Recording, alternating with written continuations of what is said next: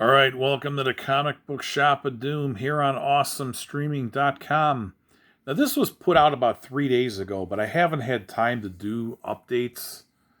I just started doing some this morning, so I'm going to do probably about 4 or 5 today. So this would be the fourth one. So this is a really interesting article that was on Comic Book Resources, and here's the title for it. Okay, Jim Shooter wrote a film treatment. So it's not a script, but it's basically like an outline for the Spider-Man movie that in 1985 the Cannon Group was going to make. So they talked about how they optioned it. $225,000. They bought the rights to make Spider-Man for a limited amount of time. They said it's about $570,000 in today's money, so that's a lot. And this was really interesting where out of all the Spider-Man villains they were going to have for the movie, in this treatment, Shooter had the Kingpin and Bullseye. So really interesting. And he also had a girlfriend called Lynn, who they said at the time was Frank Miller's girlfriend. So they said Frank Miller really influenced this movie in Shooter's development of writing it. And they said that the Lynn character could have been just a placeholder for other girlfriends like Mary Jane or Gwen Stacy. But they said that it was a really, it's the truest version of the comics was this movie treatment. And then I read, later on, Cannon was going to do, Dr. Octopus was going to be the villain.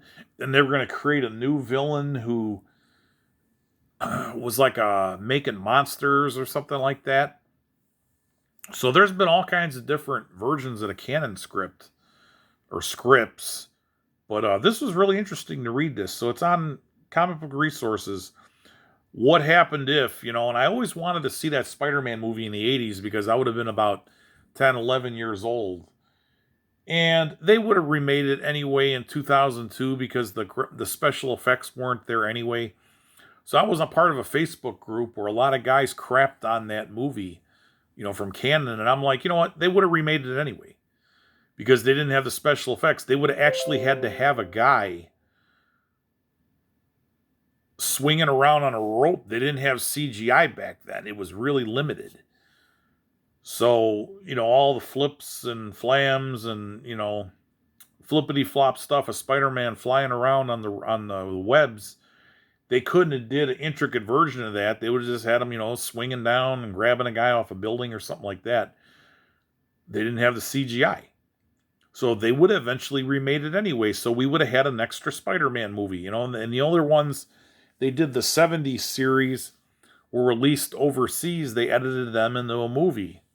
You could tell because it's a couple of different episodes. But very interesting that, that they had another. I never heard this before, that the Kingpin and Bullseye were going to be the villains. Check it out. I wish they would have made it. It would have been good. And then, we would have had just an extra Spider-Man movie to watch.